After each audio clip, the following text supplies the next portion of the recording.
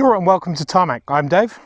I'm Matthew, and today we have the return of one of New Zealand's favorite Mazdas, but also one of New Zealand's favorite Mazda sporty plates. That's right, it's the Mazda CX-30 and it comes with the SP25 badge. Come, let's take a look at this. For those that don't know, and obviously I had to look it up, the SP nameplate for Mazda is actually around about 20 years old now. So it was first sort of released on their 323 SP20, and that was in 2001. And the SP really stands for sort of sports inspired performance and also sophistication. So it's very much sort of takes or elevates the brand or the actual nameplate that it's sticking to up a level. And that's exactly what it's done with this CX-30. So what we've got now in New Zealand as a lineup is a CX-30 GLX and then, GSX. Then you've got this as an SP25. Then you've got the Takamis and the Limiteds, which are all-wheel drive, this being a front-wheel drive. And normally, I guess the SP would mean that it's going to be an elevated in terms of performance and stuff like that. And this does come with a 2.5 litre that I'll get to you and get with in a minute. But essentially, this is more cosmetic. So what we've got around here is very much more of this sort of blacked out garnish. The blacked out grille, the blacked out lower valance down here. The lights are the same, and also we cut round here to these wheels. These wheels are basically SP25 specific, and they're blacked out gloss and very striking, and that matches really well with the rest of this sort of black garnish around here, or protective garnish that comes around the wheel arches across the lower sills here. Contrasts really well with this, what they're calling ceramic white, which actually does make sense for a change, although personally, I would go for something like their Soul Red Crystal, because it would actually accentuate more of these sort of curves that go along here. The rest of it, you've also got these gloss black mirrors here, and also some black privacy glass here to make sure that people can't see what's going on inside, so you can do whatever you want there. Overall, it's really about this sort of contrasting black versus the white, or the color you go for.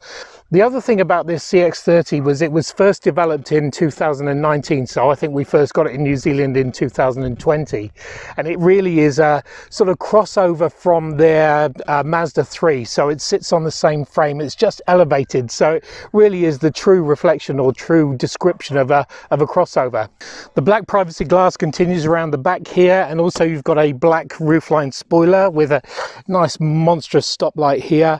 You've got your CX-30 badging, your Sky Active G, which we'll get to in a minute, and also more of this sort of black garnish down here for the rear. The boot here is a manual, so you don't start kicking around here, and what this opens up to is 430 litres of boot space, which is, you know, reasonable, certainly for around town and shopping like that. Anyway, let's see what powers this. What we have here is a naturally aspirated 2.5 litre Sky Active G engine. Now, I would have thought that something with an SP would have probably gone for the turbo and maybe called it the 2.5T, but you know, what do I know? This is mated to a 6-speed gearbox, and what that gives you is 139 kilowatts of power and 252 newton meters of torque.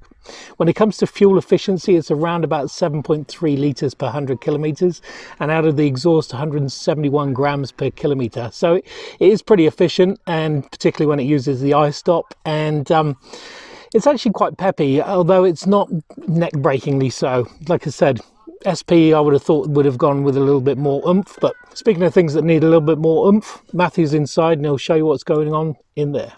I've just had my coffee, so I think I've got enough oomph for now. But something that could have done with a bit more oomph, I would say, would have to be this interior. But on one hand, that's me saying that, but on the other hand, I can also look at what Mazda have done and appreciate the fact that they've gone for discretion when it comes to the SP25 nameplate on the CX-30. As Dave showed you with the outside, it's sort of a thing that those who know will know, because you spotted the black garnishing, the black wheels, the privacy glass on the back. But on the inside, similarly like so, the denoting factors of the SP25 are equally as discreet. So to start off with the dashboard, you do have this red stitching line going all the way across the top there. Again, unique to the SP25. Material itself, the use is generally soft across the top here, a bit of scratchy stuff down the bottom, but at this price tag, that's completely okay. The seats themselves are once again outlined in that same red stitching all along, top to bottom, and they are finished in what Mazda calls sports cloth fabric. What that is exactly, I can't break it down for you, but what I can tell you is that it is soft and they are quite comfortable to sit in, and at the same time the bolstering is pretty solid to help reinforce that SP or sporty nameplate that this car does have. Same thing with the doors, you do have some more of that sports cloth inserts, you do have some more red stitching going along as well, and that's really the highlights with this particular SP25. Going back to, well, it is a CX-30 at the end of the day, so it must also be practical and user-friendly, and, well, it's a Mazda, so they tend to do these interiors really well. The quality is good, you've got good sized storage spaces in the doors, you've got your cup holders here, a little nook for your phone, although there is no wireless charging, which is something to note. And this armrest also slides back and then pops open like so to unveil a really deep cubby in there, which also hides all of your charging points. You've got your two USB-Cs, which are now, USB-C is now standard across the CX-30 range, and you've also got your 12-volt socket hiding under there as well. Note that there is a red stitching line again once over the top for reinforcing that SP25 nameplate.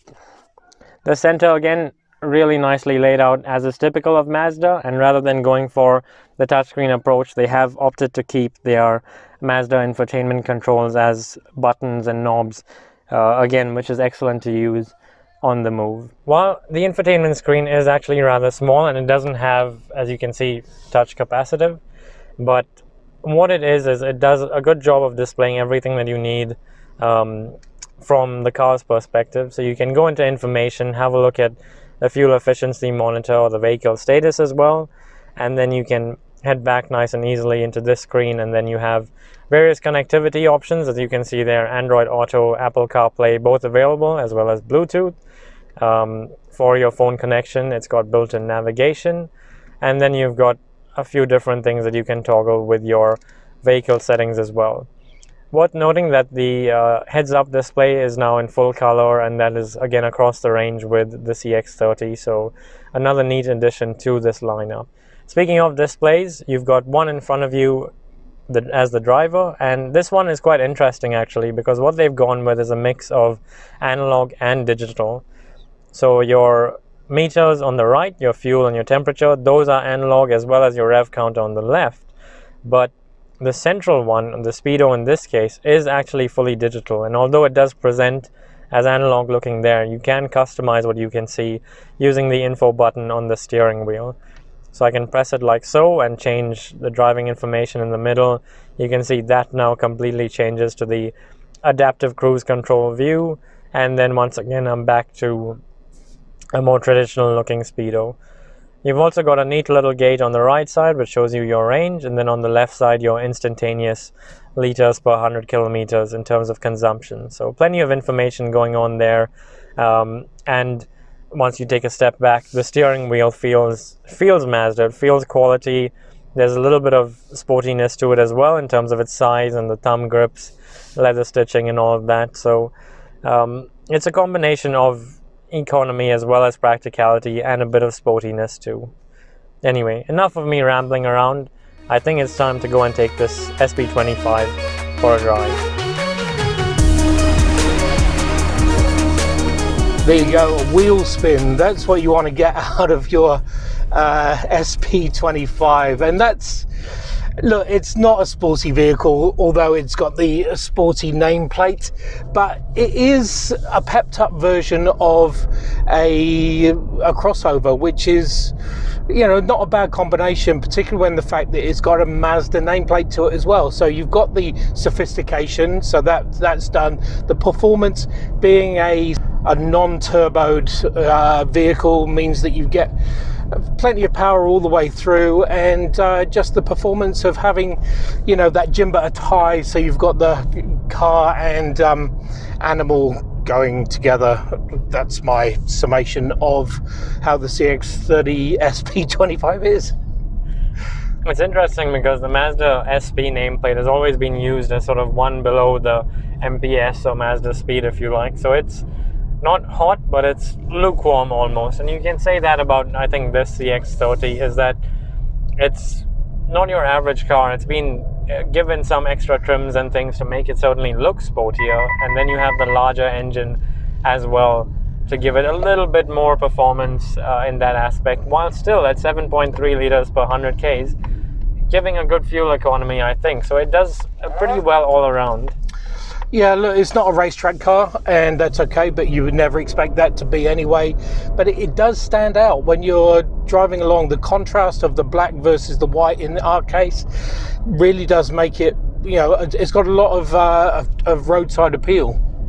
And I certainly think that Mazda currently are in a really good sort of space as a brand all around. Design-wise, they do really well. Their cars look good across the range, and then you've got the interior quality, which is also really good, and it's certainly a step up from some of its rivals in this price range. And considering that this, where the CX-30 sits, is really probably one of the busiest spaces in the car market right now, this crossover sector. And so to stand out, you really have to make a good product. And I think just by adding this extra angle of the SP25, Mazda have just increased their offerings in this sector to people who want a bit more sportiness from their CX-30.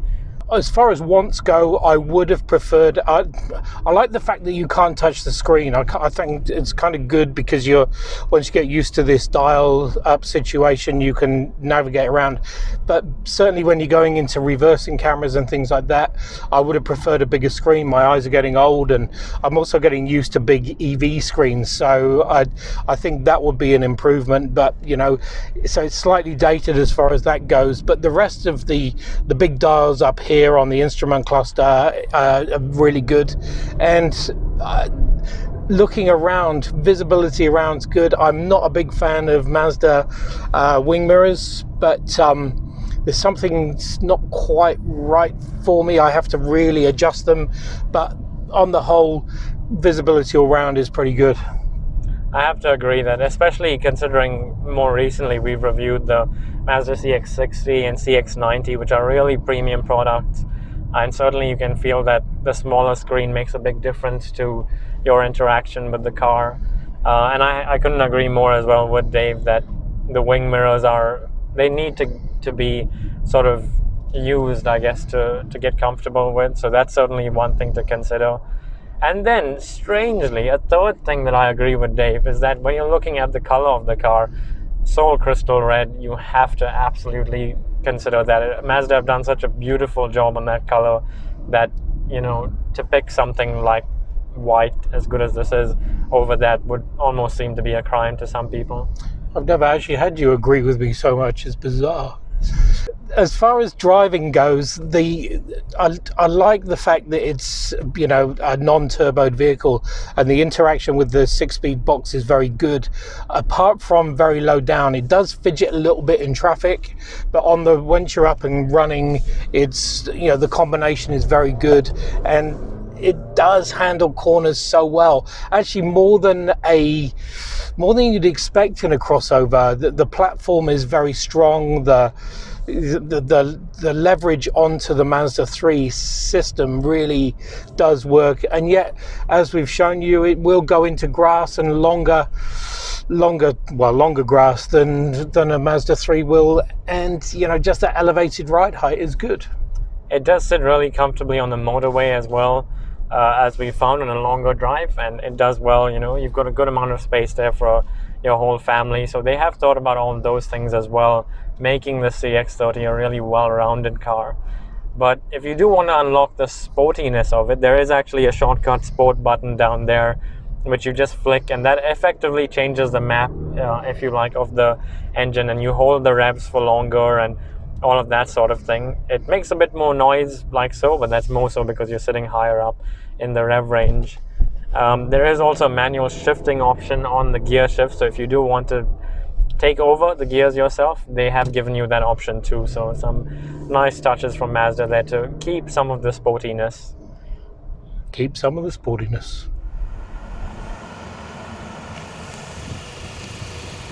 So there you have it, the top of the line two-wheel drive Mazda CX-30 SP25. Again, another mouthful when it comes to a nameplate, but the improvements are subtle but really valid. The trim level is better, having the extra oomph going to the front wheels is good, and also while still maintaining good fuel efficiency. So when I picked this vehicle up, it's had around about 450 kilometers of range for a full tank, which is not bad, and I'm still looking at 240. No anxiety whatsoever. The Mazda have done really well, I think, just to give it enough garnishing to make this SP25 a little bit special in terms of the range, both inside and out. But then at the same time, while it's good for family and good for practicalities, they've kept the sporty touches as well. So nicely done. Is it a thoroughbred SP? Probably not, but I think if you go for the sophistication side of it, it really does tick all those boxes. It's a good all-rounder that you know, will cross you. Well, it's a great crossover. There you go. Thanks for watching. Make sure you subscribe, and we will see you on the next one. See you.